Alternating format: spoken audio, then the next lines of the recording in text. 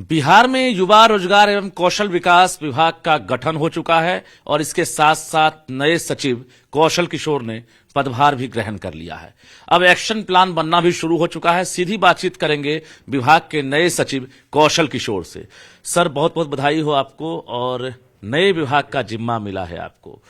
अब तो 5 साल में 1 करोड़ नौकरी और रोजगार की उम्मीद में है बिहार। जी, बहुत बहुत धन्यवाद आपको। और आप सभी अवगत हैं, लास्ट कैबिनेट मीटिंग में बिहार सरकार ने 7 निश्चय तृतीय चरण का अनुमोदन किया है, जिसमें प्राथमिकता अगले 5 साल के अंदर 1 करोड़ रोजगार, जिसमें नौकरी भी शामिल है, उपलब्ध कराया जाना है बिहार के नागरिकों को।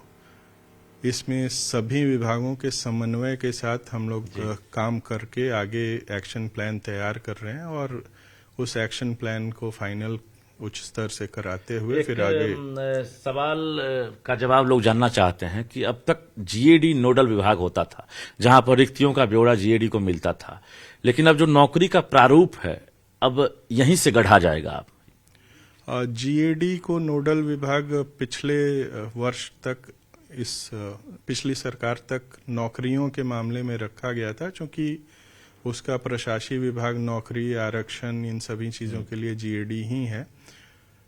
अभी सरकार ने निर्णय लिया है कि और पूर्व में भी रोजगार, जो नौकरी से इतर रोजगार होते थे, उनका दायरा, उनके बारे में मॉनिटरिंग श्रम संसाधन विभाग किया करता था, जो अन्य विभागों के साथ डाटा कलेक्ट करके और कंपाइल करता था, अपना डाटा भी उसमें ऐड ऑन करता था।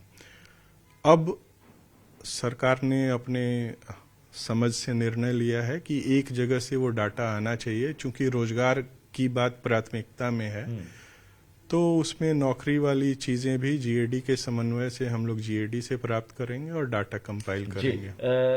कब से वैकेंसी देखने को मिल जाएगी बिहार में? चूंकि अब तो 1 करोड़ का टारगेट है 5 साल में, तो नए साल की शुभारंभ होते ही क्या वैकेंसी दिख जाएगी और कितने बड़े पैमाने पर आपको 2026 में लग रहा है कि वैकेंसी दे पाए?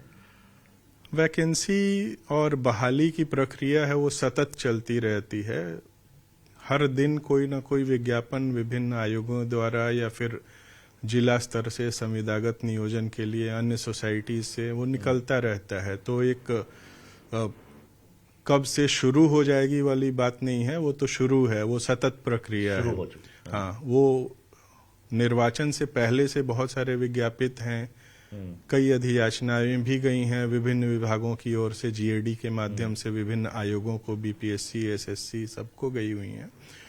सरकार की प्राथमिकता है कि नियुक्तियों का काम चरणबद्ध तरीके से संपन्न करा लिया जाए विद इन टाइम। तो उसमें ये निर्णय हुआ है कि 31 दिसंबर तक सभी विभाग, जिले, सभी अपनी आरक्षण रोस्टर क्लियर करा लें और जीएडी के माध्यम से विभिन्न आयोगों को जाता है, उसको प्रेषित कर दें। अभी अगर एम्प्लॉयमेंट एक्सचेंज की बात करें आपको, तो बेरोजगारी का जो रेशियो है उसे कितना हद तक आप कम कर पाएंगे और क्या लग रहा है कि आंकड़ा भी आपको मिला होगा, आंकड़े क्या बता रहे हैं? आंकड़े बता रहे हैं कि बेरोजगारी के जो एम्प्लॉयमेंट एक्सचेंज में तो वैसे लोगों का डाटा होता है जो आवेदन करते हैं रोजगार के लिए, उसमें लगभग 13 लाख लोगों का फिगर है एज ऑफ नाउ रजिस्टर्ड उसमें।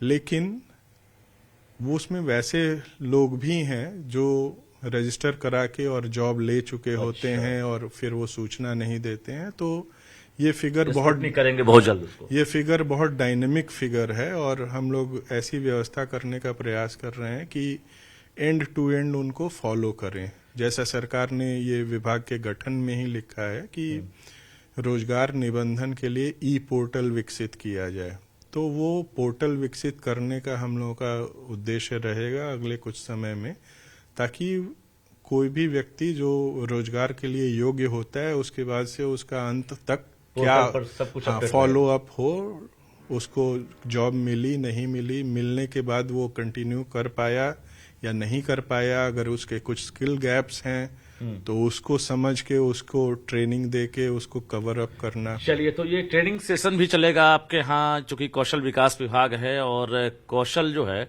उसकी क्षमता के मुताबिक आप उसे रोजगार देंगे, तो इसको लेकर ट्रेनिंग सेशन कब शुरू कर रहे हैं?